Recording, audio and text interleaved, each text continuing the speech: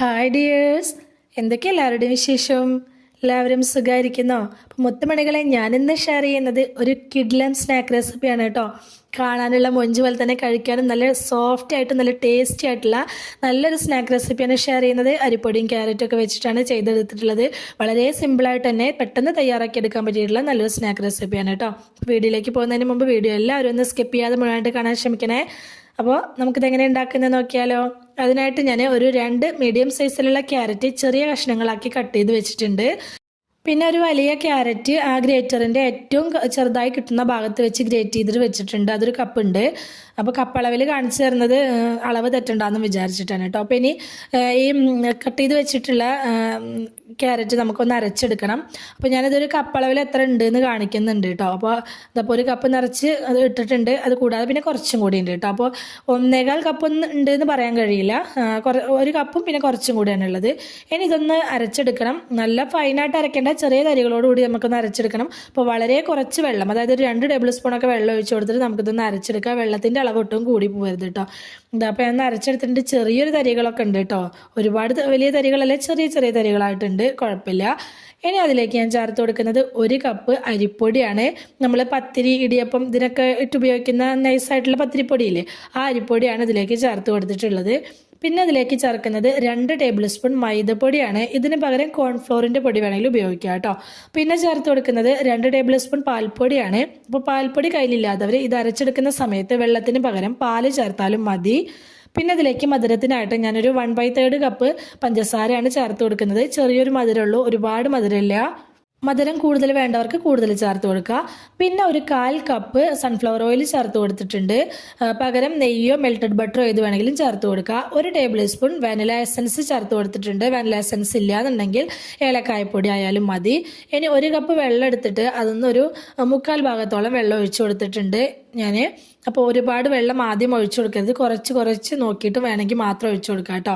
ഇനി ഒരു സ്പൂൺ വെച്ചിട്ട് നല്ലപോലെ ഒന്ന് മിക്സാക്കി കൊടുക്കണം. ഈ അരിപ്പൊടി മിക്സിയുടെ മുകളിലേക്ക്, ജാറിൻ്റെ മൂടിയുടെ മുകളിലേക്കൊക്കെ ഒന്ന് പൊന്തി വരാതിരിക്കാനും വേണ്ടിയിട്ടാണ് കേട്ടോ. ജസ്റ്റ് ഒന്ന് മിക്സാക്കി കൊടുക്കുക. എന്നിട്ട് നമുക്കിത് നല്ല ഫൈനായിട്ടൊന്ന് അരച്ചെടുത്തുകൊണ്ട് വരണം. ഞാനിതപ്പോൾ നല്ല ഫൈനായിട്ട് തന്നെ ഒന്ന് അരച്ചെടുത്തുകൊണ്ട് വന്നിട്ടുണ്ട്. ഇനി ഇതൊരു ബൗളിലേക്ക് ഒഴിച്ചു കൊടുക്കുക. അപ്പോൾ മാവിന് ഈ ഒരു കൺസിസ്റ്റൻസിയാണ് വേണ്ടത്, ഇതിനേക്കാട്ടിലും ലൂസായി പോകരുത് കേട്ടോ. ഈ ഒരു കൺസിസ്റ്റൻസിയാണ് വേണ്ടത്. ഇനി നമുക്കിതിലേക്ക് വേണ്ടത് 1 ടീസ്പൂൺ ബേക്കിംഗ് പൗഡറാണ്. പിന്നെ 1/4 ടീസ്പൂൺ ബേക്കിംഗ് സോഡ, അതുപോലെ തന്നെ ടേസ്റ്റ് ഒന്ന് ബാലൻസ് ചെയ്യാനും വേണ്ടിയിട്ട് 1/4 ടീസ്പൂൺ ഉപ്പ്.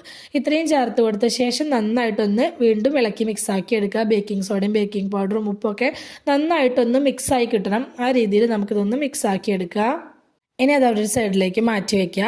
ഇനി ഒരു പാൻ അടുപ്പിലേക്ക് വെച്ച് കൊടുത്തിട്ടുണ്ട്. അതിലേക്ക് 1 ടീസ്പൂൺ നെയ്യാണ് ചേർത്ത് കൊടുത്തിട്ടുള്ളത്. നെയ്യോ ബട്ടറോ ഏത് വേണമെങ്കിലും ചേർത്ത് കൊടുക്കുക. ഞാനിപ്പോൾ നെയ്യാണ് ചേർത്ത് കൊടുത്തിട്ടുള്ളത്. ഇനി നമ്മൾ ഗ്രേറ്റ് ചെയ്ത് വെച്ചിട്ടുള്ള ക്യാരറ്റ് ഇതിലേക്ക് ഇട്ട് കൊടുക്കുക. എന്നിട്ട് നന്നായിട്ടൊന്ന് വഴറ്റിയെടുക്കുക. ഇത് നല്ലപോലെ ഒന്ന് വെന്ത് വരണം. നമ്മൾ ചെറുതായിട്ട് ഗ്രേറ്റ് ചെയ്തെടുത്തത് കൊണ്ട് തന്നെ പെട്ടെന്ന് തന്നെ വെന്ത് കിട്ടും കേട്ടോ. അധികം സമയമൊന്നും പിടിക്കില്ല, 2 മിനിറ്റൊക്കെ മതി. അപ്പോഴത്തേന് തന്നെ നമുക്കിത് വെന്ത് കിട്ടും. നമ്മുടെ ക്യാരറ്റ് നല്ലപോലെ ഒന്ന് വെന്ത് വരണം. ആ സമയത്ത് നമുക്കിതിലേക്ക് മധുരത്തിനായിട്ടുള്ള പഞ്ചസാര ചേർത്ത് കൊടുക്കുക. അപ്പോൾ ഞാനിതപ്പോൾ ഒരു 2 ടേബിൾ സ്പൂൺ പഞ്ചസാര ചേർത്ത് കൊടുത്തിട്ടുണ്ട്. എന്നിട്ട് ഈ പഞ്ചസാരയൊക്കെ ഒന്ന് മെൽറ്റായിട്ട് ഈ ക്യാരറ്റിലേക്ക് പിടിക്കുന്നത് വരെ നമുക്കിതൊന്ന് വഴറ്റി കൊടുക്കുക. നമ്മൾ കലക്കി വെച്ചിട്ടുള്ള ബാറ്ററിൽ നമ്മൾ പഞ്ചസാര ചേർത്തിട്ടുണ്ട്. അപ്പോൾ ഇതിലേക്ക് പഞ്ചസാര ചേർത്ത് കൊടുക്കുമ്പോൾ അതിനനുസരിച്ചുള്ള മധുരത്തിനുള്ളത് മാത്രമേ ചേർത്ത് കൊടുക്കേണ്ടതുള്ളൂ.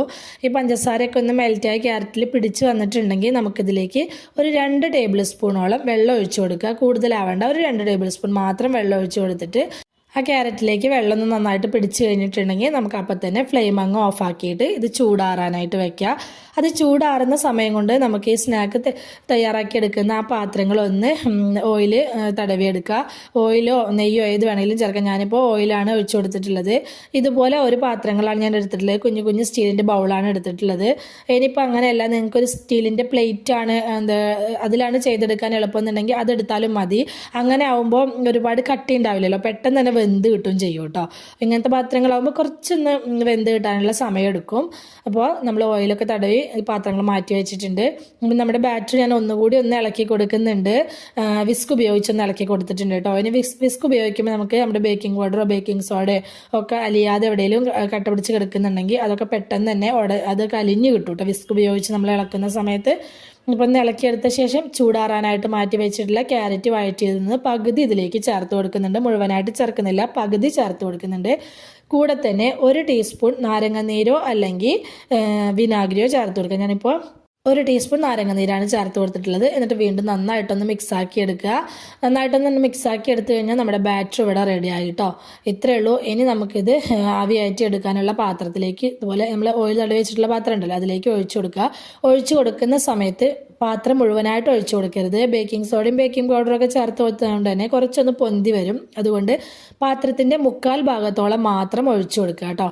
ബാറ്റർ ഇതുപോലെ ഈ പാത്രത്തിലേക്ക് ഒഴിച്ച് കൊടുക്കൽ കഴിഞ്ഞിട്ടുണ്ടെങ്കിൽ പിന്നെ നമ്മൾ വഴറ്റി മാറ്റി വെച്ചിട്ടുണ്ടായിരുന്നു, ചൂടാറാനായിട്ട് മാറ്റി വെച്ചിട്ടുണ്ടായിരുന്ന ക്യാരറ്റില്ലേ, അതൊന്ന് കുറേശ്ശെ ഇതിൻ്റെ മുകളിലേക്ക് ഇട്ട് കൊടുക്കുക. കാണാനുള്ളൊരു ഭംഗിക്കും വേണ്ടിയിട്ടാണ് കേട്ടോ. ഇത് നിർബന്ധമൊന്നുമില്ല ഇങ്ങനെ ചെയ്യണമെന്ന്. പക്ഷേ ഇതിങ്ങനെ വെന്ത് വരുന്ന സമയത്ത് ഈ ക്യാരറ്റിൻ്റെ ഈ കളറൊക്കെ ഇങ്ങനെ കാണാനായിട്ട് നല്ല ഭംഗി ഉണ്ടായിരിക്കും കേട്ടോ. അതിൻ്റെ മുകളിലേക്ക് ഇട്ട് കൊടുത്തിട്ടുണ്ട്. എന്നിട്ട് ബാക്കി ഉണ്ടായിരുന്ന ബാറ്റർ കുറച്ചും കൂടി ഉണ്ടായിരുന്നു. അത് ഞാൻ ഇതുപോലെ ഒരു കേക്ക് ടിന്നിലേക്ക് ഓയിൽ തടവിയിട്ടുണ്ട്. അതിലേക്കാണ് ഒഴിച്ചു കൊടുക്കുന്നത് കേട്ടോ. അപ്പോൾ നിങ്ങൾക്ക് ആവിയായിട്ട് എടുക്കാൻ പറ്റിയിട്ടുള്ള എന്ത് പാത്രമാണോ കയ്യിലുള്ളത്, സ്റ്റീലിൻ്റെ പാത്രങ്ങളോ ഇതുപോലെ കേക്ക് ടിന്നോ അങ്ങനെ എന്ത് വേണമെങ്കിലും എടുക്കാം കേട്ടോ. ബാക്കിയുള്ള ബാറ്റർ ഇതിലേക്ക് ഒഴിച്ചു കൊടുത്തിട്ട് ജസ്റ്റ് ഒന്ന് ടാപ്പ് ചെയ്ത് കൊടുക്കുന്നുണ്ട്. ഞാൻ ആദ്യം ബൗളിലേക്ക് ഒഴിച്ചു കൊടുത്തതും ഇതുപോലെ ഒന്ന് ടാപ്പ് ചെയ്യണം കേട്ടോ. ഞാൻ പറയാൻ വിട്ടുപോയതാണ്. ബാക്കി ഉണ്ടായിരുന്ന ക്യാരറ്റ് ഈ പാത്രത്തിൻ്റെ മുകളിലേക്ക് ഇതുപോലെ ഇട്ട് കൊടുത്തിട്ടുണ്ട്. ഇനി ഇത് ഞാൻ 2 സ്റ്റവിലും വെച്ചിട്ടാണ് ഇത് വേവിച്ചെടുക്കുന്നത്. അപ്പോൾ ബൗളുകൾ ഞാൻ ഇതുപോലെ ഒരു ഇഡ്ഡലി ചെമ്പിൽ തട്ട് വെച്ച് കൊടുത്തിട്ട് അതിൻ്റെ മുകളിലേക്ക് വെച്ച് കൊടുത്തിട്ടാണ് ഒന്ന് ആവിയായിട്ട് വേവിച്ചെടുക്കുന്നത്. അപ്പോൾ ഹൈ ഫ്ലെയിമിൽ തന്നെയാണ് വെച്ചിട്ടുള്ളത്. ഒരു 20-25 മിനിറ്റോളം ടൈം എടുത്തിട്ടുണ്ട് കേട്ടോ അത് വെന്ത് കിട്ടാനായിട്ട്. അപ്പോൾ ഇത് ഇഡ്ഡലി ചെമ്പിൽ വെച്ച സമയത്ത് മറ്റത് ഞാൻ മറ്റേ സ്റ്റവിൽ വേവിക്കാനായിട്ട് വേറെ വെച്ചിട്ടുണ്ടായിരുന്നു കേട്ടോ. അപ്പോൾ ഒരേ സമയം തന്നെ ഇത് വേവിച്ചെടുത്തിട്ടുണ്ട്. ഒരു 25 മിനിറ്റിന് ശേഷം ഞാൻ മുഴു തുറന്ന് നോക്കിയിട്ടുണ്ട്. സ്ക്വയർ വെച്ച് കുത്തി നോക്കിയ സമയത്ത് നല്ലപോലെ വെന്തിട്ടുണ്ടായിരുന്നു, ഒട്ടി പിടിക്കാതെ കിട്ടിയിട്ടുണ്ടായിരുന്നു. അപ്പോൾ നിങ്ങൾ നോക്കിയിട്ട് ചെയ്യുക. ഞാനിത് ചൂടാറാനായിട്ട് വെച്ചിട്ടുണ്ടായിരുന്നു. ചൂടാറിയ ശേഷം മാത്രം ഇത് ഡിമോൾഡ് ചെയ്തെടുക്കാവൂ കേട്ടോ. അത് ചൂടാറി കഴിഞ്ഞ് കഴിഞ്ഞാൽ നമുക്കിത് ഡിമോൾഡ് ചെയ്തെടുക്കാൻ ഈസി ആയിട്ട് തന്നെ ഡിമോൾഡ് ചെയ്തെടുക്കാനും പറ്റും. ഈ പാത്രം എടുത്തിട്ട് ജസ്റ്റ് നമ്മൾ കയ്യിലേക്ക് ഒന്ന് അങ്ങനെ കമിഴ്ത്തി കൊടുക്കുമ്പോൾ തന്നെ നമ്മുടെ കയ്യിലേക്ക് ഇത് വിട്ടുപോരും കേട്ടോ. അത്രയും സിമ്പിളായിട്ട് ഒട്ടും ബുദ്ധിമുട്ടില്ലാതെ തന്നെ നമുക്കിത് ഡിമോൾഡ് ചെയ്തെടുക്കാനും പറ്റും. ക്യാരറ്റും അരിപ്പൊടിയൊക്കെ വെച്ച് തയ്യാറാക്കി എടുത്തിട്ടുള്ള നല്ല ഹെൽത്തി ആയിട്ടുള്ള നല്ല ടേസ്റ്റി ആയിട്ടുള്ള ഒരു സ്നാക്ക് ഇവിടെ റെഡി ആയിട്ടുണ്ട്. അപ്പോൾ നമ്മളിതിൽ പഞ്ചസാര ചേർത്തിട്ടുണ്ട്. മുഴുവനായിട്ട് ഹെൽത്തിയാണെന്ന് പറയുന്നില്ല, പക്ഷേ നല്ല ടേസ്റ്റാണ് കേട്ടോ അത് കഴിക്കാനായിട്ട്. അരിപ്പൊടി വെച്ച് ചെയ്തെടുത്തിട്ടുള്ളതാണെങ്കിൽ പോലും നല്ല സോഫ്റ്റാണ് ഇത് കഴിക്കാനായിട്ട്.